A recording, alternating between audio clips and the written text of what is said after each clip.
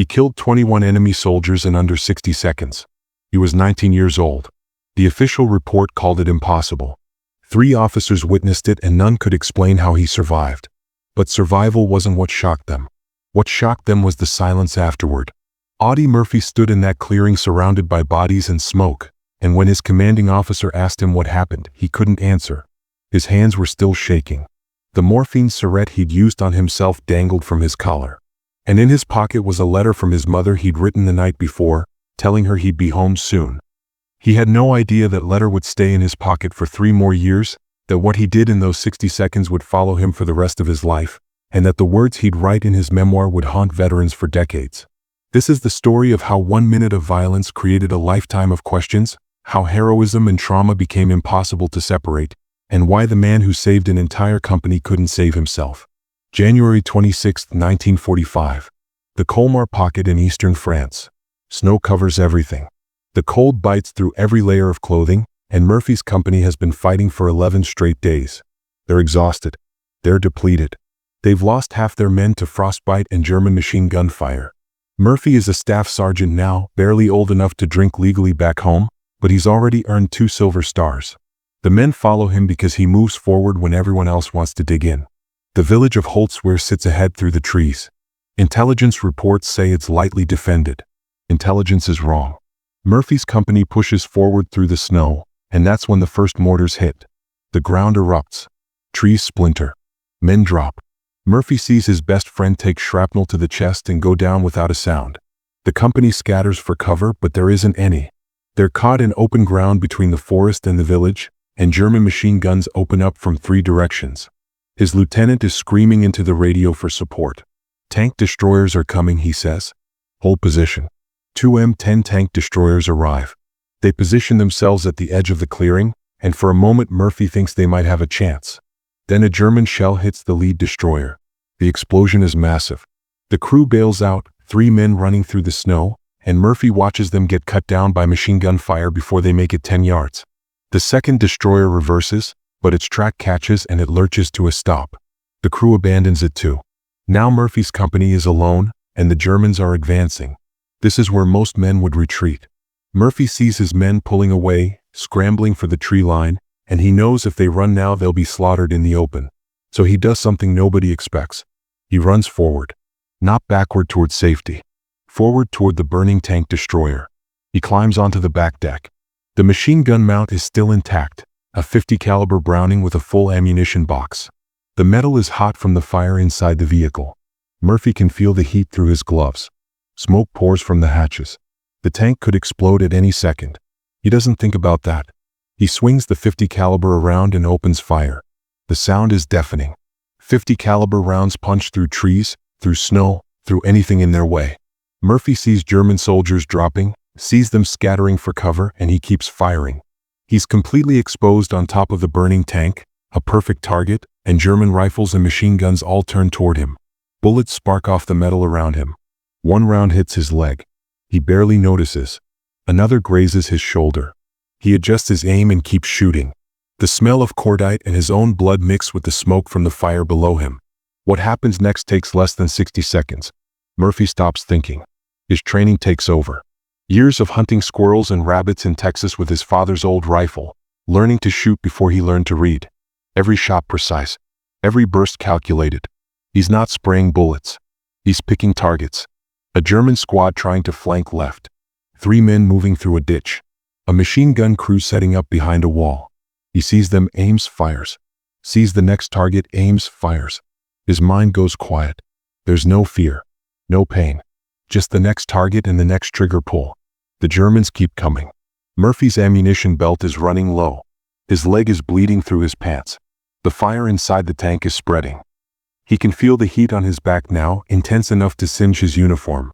His commanding officer is screaming at him through the radio to get down, but Murphy can't hear him over the gun. He just remembers the Germans getting closer, close enough that he can see their faces, and knowing that if he stops firing now, everyone behind him dies. Then something shifts. The German advance falters. Murphy sees them hesitating, taking cover, pulling back. They think they're walking into a much larger force. 1 man on a burning tank destroyer has convinced an entire company of German infantry that they're facing overwhelming firepower. They start to withdraw. Murphy keeps firing until the last German soldier disappears into the trees. Then he finally stops. The barrel of the .50 caliber is glowing red. His hands are blistered. The ammunition is gone. He climbs down from the tank just as the fuel tank inside ruptures and the whole thing goes up in flames. He walks back toward his company through the snow. His leg gives out twice. When he reaches the tree line, his men are staring at him like they've seen something impossible. The battalion commander counts bodies later. 21 confirmed German casualties. All for Murphy's position. All in under a minute of sustained fire. The after-action report takes 3 hours to write because nobody can explain how one teenager survived that long on top of a burning vehicle while taking fire from multiple directions. But Murphy doesn't feel like he survived anything. That night in the aid station, after they've patched his leg and given him morphine, he sits alone on a cot and stares at his hands. They're wrapped in bandages. He can't feel his fingers. A chaplain tries to talk to him. Murphy doesn't respond. He's thinking about the German soldiers' faces in those final seconds before he pulled the trigger. He's thinking about how easy it was. How natural. How he didn't hesitate once. And that thought scares him more than anything that happened in the clearing. The Medal of Honor comes 6 months later. President Truman drapes it around Murphy's neck in a ceremony at the White House. Photographers capture the moment. Newspapers run the story. America needs heroes in 1945, and Murphy looks perfect for the role. Young, humble, brave beyond comprehension. He goes home to Texas a celebrity. Hollywood offers him movie contracts. Life magazine puts him on the cover. Everyone wants to hear about what he did on that tank destroyer. Nobody asks him what it cost. Because Murphy can't sleep. Every night he's back on that burning tank, smelling the cordite and blood, seeing those faces. He starts drinking. Keeps a loaded pistol under his pillow because he can't shake the feeling that someone's coming for him in the dark. His friends notice he won't sit with his back to a door. Won't go to crowded places. Flinches at loud noises. They don't have a name for it yet in 1945.